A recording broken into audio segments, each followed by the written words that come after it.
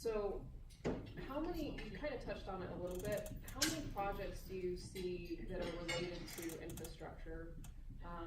And where do you typically see them come from? Like, are there different parts of the world that you're working with?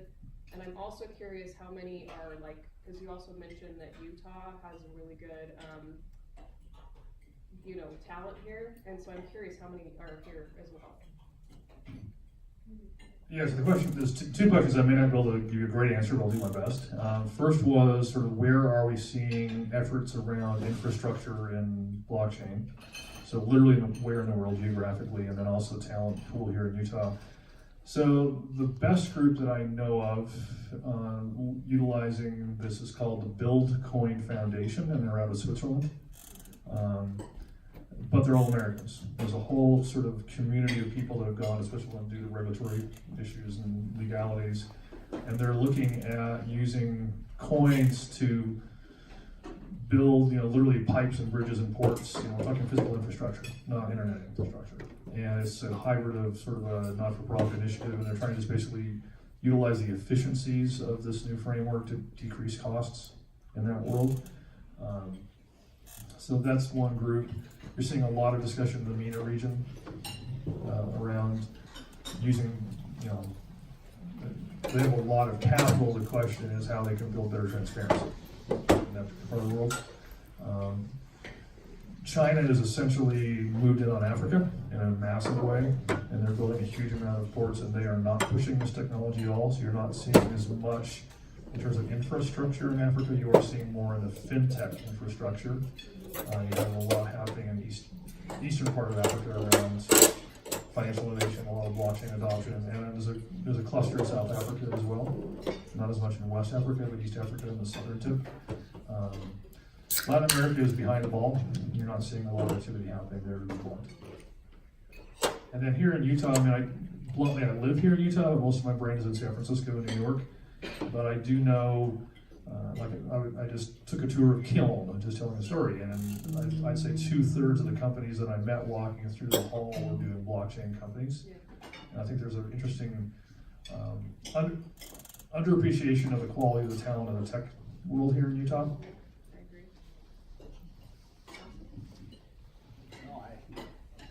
I think, you know, we have at Medici Ventures, we have about 60 developers or technologists who've mostly come over from, you know, other tech jobs and wanted to get into blockchain and understand it. I think we fancy ourselves as a bit of an expertise shop at this point, and are churning out some talent, and people have left us and gone on to start their own. What's that? I fancy you guys too. Oh, excellent. Yeah, thank you. Thank you. Yeah, and so we're developing a lot of expertise in-house and doing some really cool projects. We do a lot of sweat equity for our portfolio companies, and so yeah, I think the talent is certainly coming, and so come and see us. I'm going to add to that. I actually do the meetup every month at Overstock. Okay. So, which one? the Bitcoin community meetup that we do. There you go. Yeah, so very familiar with you two. I love you guys. Yeah, thank you. You've been to the mothership. Yeah, it's great. Yeah. And we're always looking for talent as well. So if anyone knows developers or people who want to get into that space, we welcome them.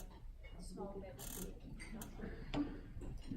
We were with a group a couple days ago and looking at what they were doing. We had a lot of projects with kids playing technologist, economist, product service provider, and ongoing customer service. And now some of those deliveries are coming due in Bailey. So you have a lot of these coins, I think on average, have lost 90 to 93% of their value, and in some cases, in this case, it's 99% of their value. And going through what they've done, and some of the reports, because they were pretty prominent when they came out, the tides of litigation are coming deeply on some of those, and they can come in any portion of those four kind of aspects, regulatory environment, to make claim. How do you see, where are we in that kind of litigation? Is there going to be a litigation wave? Where are we in it? And how will it change the landscape of the legitimate project? Because inevitably some babies are going to be thrown out.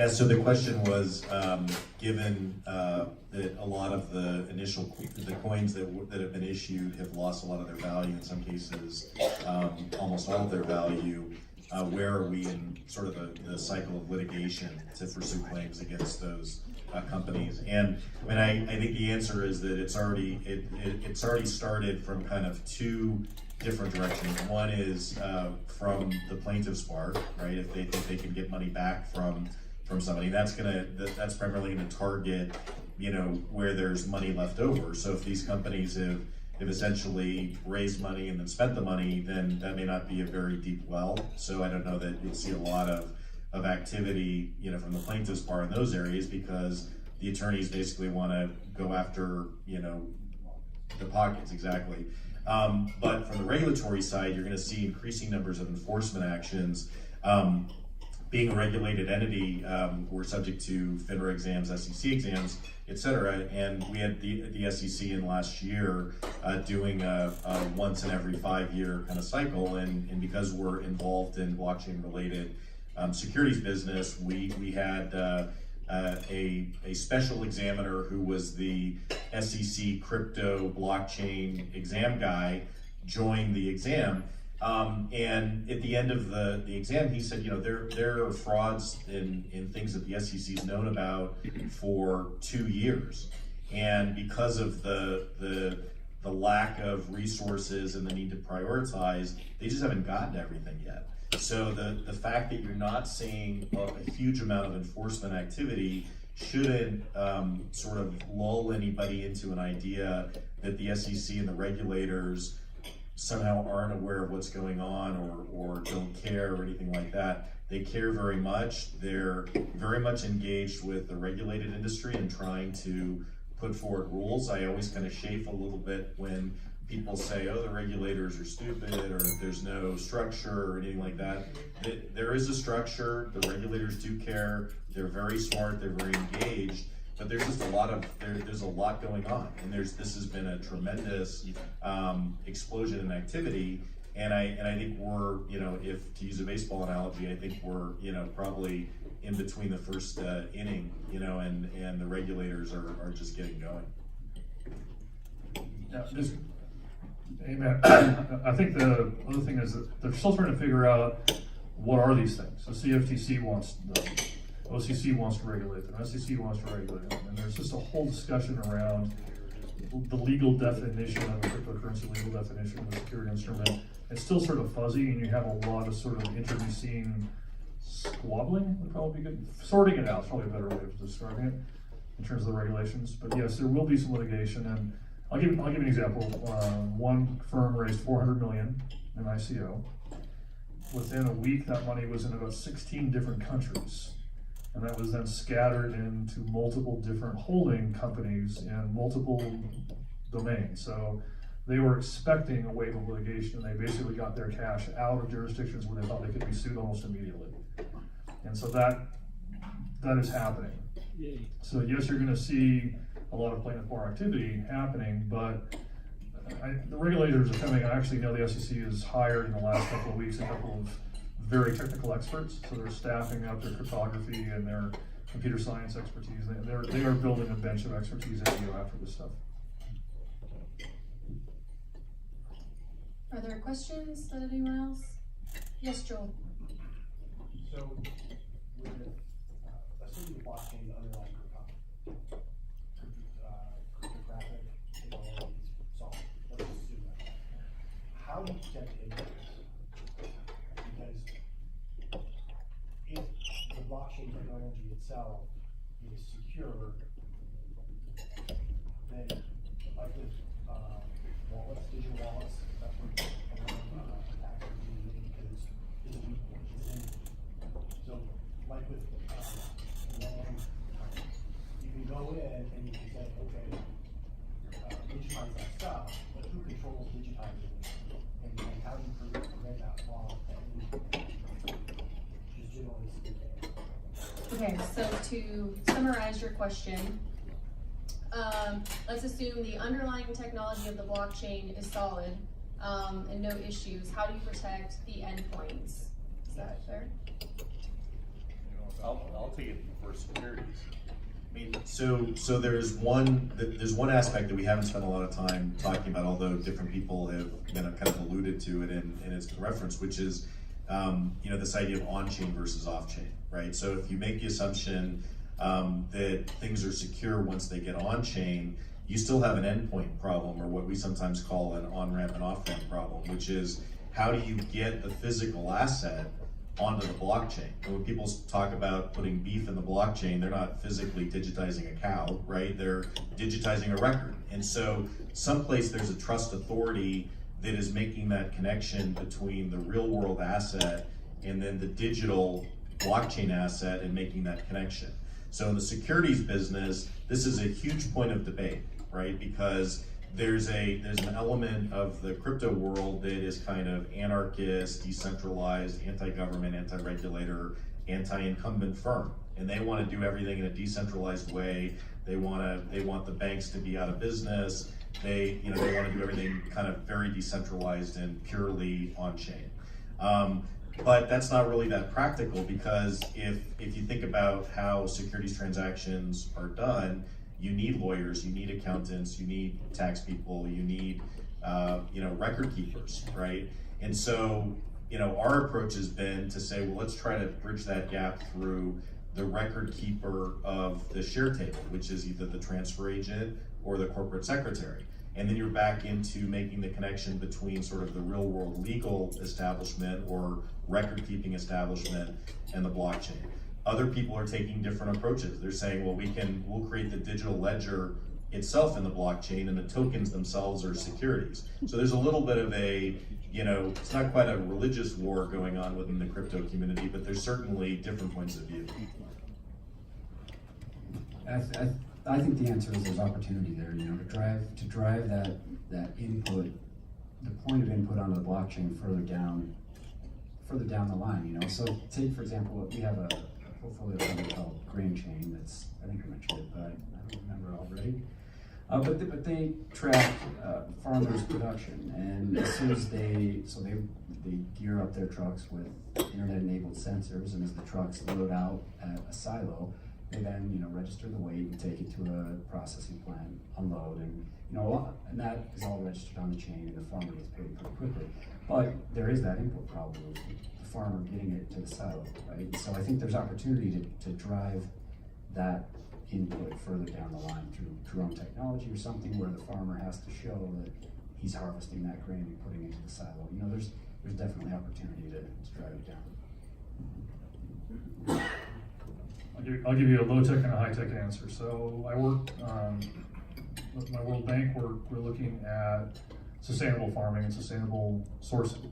And so one of the examples is a Better Cotton Initiative, which is an industry coalition of clothing manufacturers that are trying to have sustainable sourcing for their cotton supplies. And they only have 400 humans in the world that are able to issue a certification of a source as complying with the standards. So basically you have human auditors that have the ability to issue an opinion, and those people have the ability at a protected node, at a particular IP address in a physical location. There are literally 400 machines in the world that are trusted to create that digital record. So there's a physical mechanism that relies upon cybersecurity, which relies upon a body saying these people are able to do this. And that's a very low-tech, old-fashioned answer, but somebody somewhere has to make a decision. And this doesn't change that dynamic. Now, a broader one is a company called Verses, VERSES. Take a look at them, they're gonna be huge. They are sort of blockchain for IoT and smart cities, where they have 3D geospatial data and like an operating system that incorporates geospatial data. So they're able to actually track physical location at a micro level. And several of the cities that are becoming smart cities are literally gonna say like, Versus is the Microsoft operating system that will power their entire infrastructure. So they're sort of an operating system play on blockchain for smart cities and IoT technology. So it's a much more advanced answer.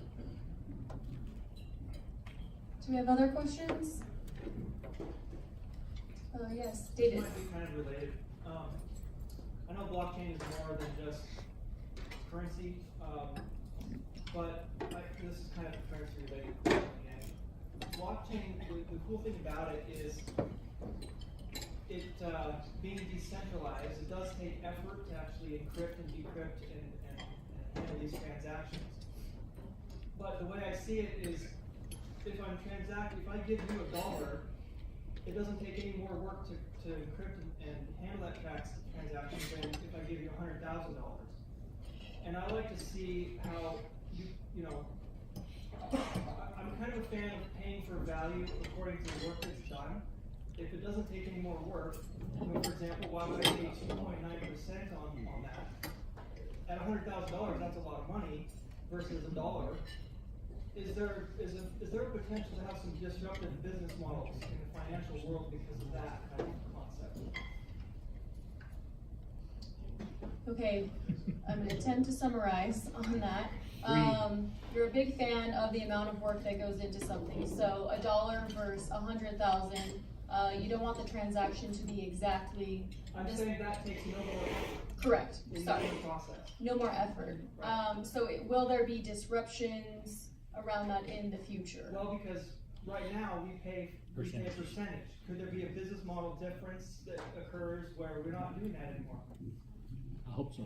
Yeah, there is. There's actually an interesting intersection between artificial intelligence, machine learning, and blockchain. As you're seeing technologies being developed as sort of verifying that intelligence. So a simple example is one of the companies I'm involved with, we use accuracy, and there's a system that generates an accuracy score around a particular input, and the more accurate that process was done, the more coin or token is given. So the sort of AI is the judge making decisions about the accuracy of the process. So in your example, it's like, did the real estate company or the financial services provider give you accurate data that was correct in a timely fashion, and maybe they earn more based on speed and quality of transaction or speed of customer service. So you're seeing models and companies try to sort of marry those two worlds together. I know a lot of senior executives in financial services firms, and they all see this as requiring re-engineering a lot of their processes, but they also do see a cost compression threat. So that's why you're seeing a lot of desire to maintain private chains, and essentially they see this as a massive threat. I think AI and machine learning are going to sort of couple with blockchain in a way that will create new financial systems that are going to displace a lot of incumbents. I would just make one comment on a specific example where that's happening now in financial services is in identity. So what we have in financial services, something called CIP, Customer Identification Program, and you have KYC, which is the know your customer, you have to know who you're dealing with, and then you have AML, which is anti-money laundering, making sure that the person that you're dealing with isn't, breaking laws. And if you think about that, each institution that deals with a consumer or with a business has to do, those KYC and AML checks, and it's an expensive, cumbersome process.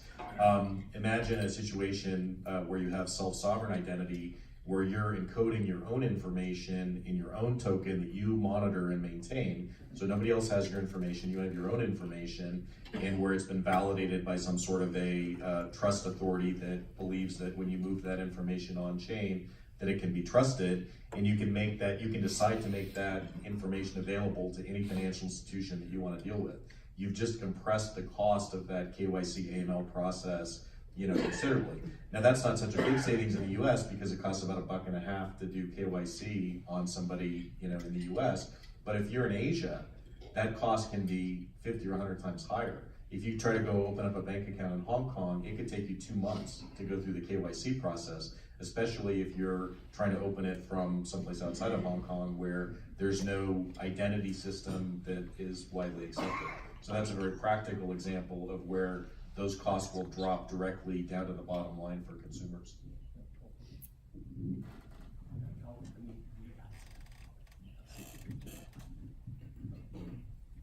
I mean, you're essentially talking about fees. There we go.